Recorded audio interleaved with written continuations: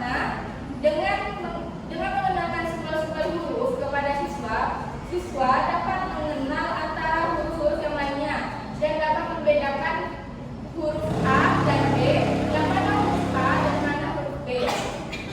Dan siswa di sini, jika kita kenalkan dengan huruf-huruf, maka siswa dapat memahami hubungan antara huruf dengan bunyi yang dihasilkan. Dan selanjutnya, siswa dapat memiliki kemampuan untuk menggabungkan bunyi-bunyi menjadi suku kata. Kemudian selain itu, siswa dapat membaca kata demi kata dengan lancar.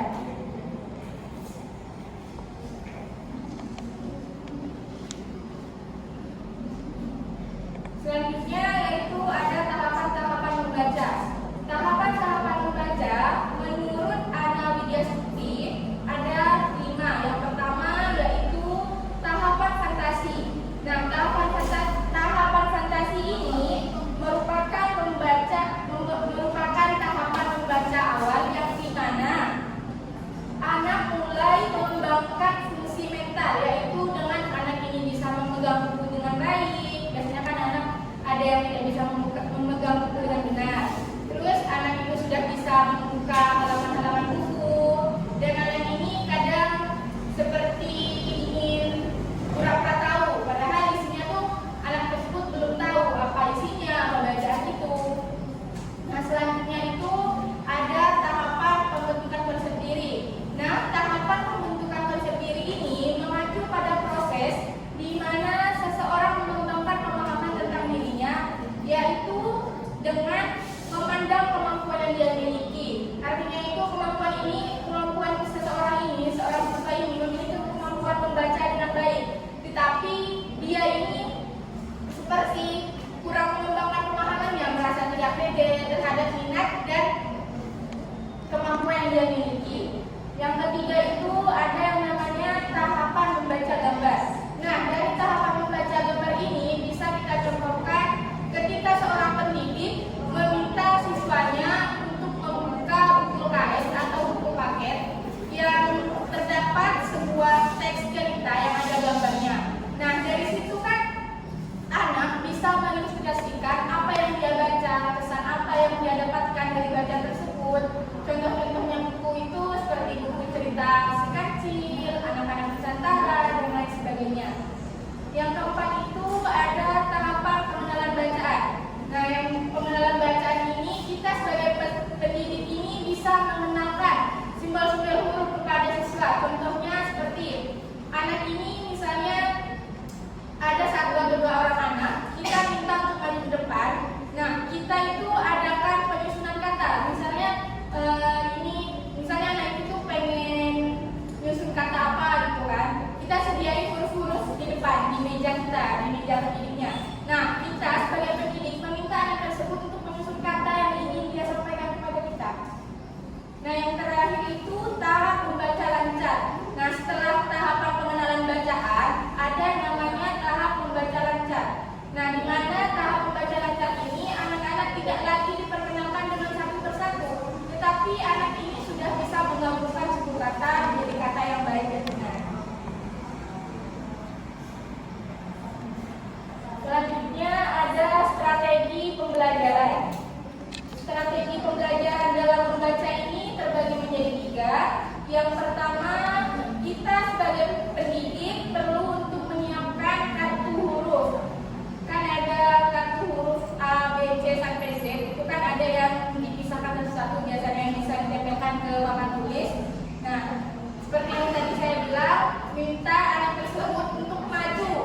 Biasanya kan di dalam kelas itu ada anak-anak yang lancar, yang tidak lancar, dan tidak tahu sama sekali huruf. Nah, seorang pendidik harus mengenalkan ini huruf apa, ini huruf apa. Nah, kita meminta anak yang kurang tahu, bahkan yang tidak tahu huruf itu untuk maju dan menyusun huruf-huruf itu. Nanti setelah disusun, kita menanyakan kepada teman yang lainnya, apakah ini sudah benar susunannya atau tidak. Yang kedua itu media gambar. Kita sebagai peserta pendidik, kita menyediakan media gambar yang dimana kita itu membawa sebuah poster mengenai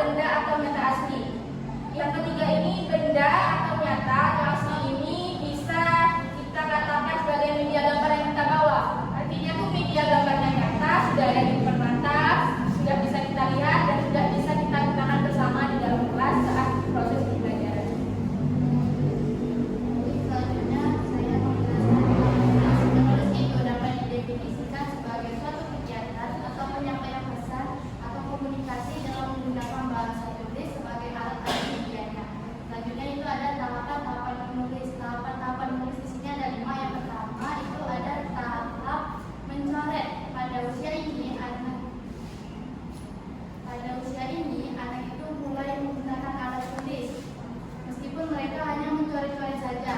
Pada usia ini juga mereka itu senang menggambar atau menulis secara acak tanpa memikirkan apa yang ingin mereka tulis. Contohnya seperti anak ini hanya menggambar atau mencoret acak. Kayak mereka itu menggambar garis lurus yang tidak rapi atau menggambar garis zigzag. Nah, yang kedua itu tahap pengulangan secara linear. Pada tahap ini anak itu mulai meniru atau mengikuti pola yang mereka lihat, seperti mereka melihat gambar garis lurus, nah mereka tuh gambar garis lurus. Terus yang ketiga itu ada tahap menulis secara acak. Pada usia ini anak itu mulai menulis huruf atau simbol, meskipun mereka belum benar dalam cara penulisannya. Dan juga mereka belum bisa menulis dengan kata yang bermakna. Seperti mereka ini menulis serangkaian huruf yang tidak bermakna itu seperti kayak kata A, B, C, D atau F, Y, Z. Terus yang keempat itu ada tahap menulis nama. Pada tahap ini anak itu mulai menulis nama mereka dengan benar. Mereka juga menulis kata yang mereka kenal. Contohnya seperti anak ini menulis kata namanya sendiri, kayak misalkan Ali atau Siti. Nah, meskipun dalam tulisannya mereka itu belum sempurna. Terus selanjutnya yang kelima itu ada tahap menulis kalimat pendek. Pada tahap ini anak itu mulai menulis kalimat pendek yang sederhana. Mereka mencoba menyusun kata-kata menjadi kalimat yang bermakna, meskipun masih ada beberapa kesalahan. Contohnya seperti anak bisa menulis kalimat saya makan atau mungkin perlu dalam mengatasi kesulitan menulis. Nah, strategi kita sebagai guru itu kita menggunakan media buku halus tegak bersambung. Contohnya seperti buku garis enam. Nah, kalau kelas 1 kan biasanya tuh diajarkan tulis di buku garis enam tuh kayak tuliskan huruf kapital,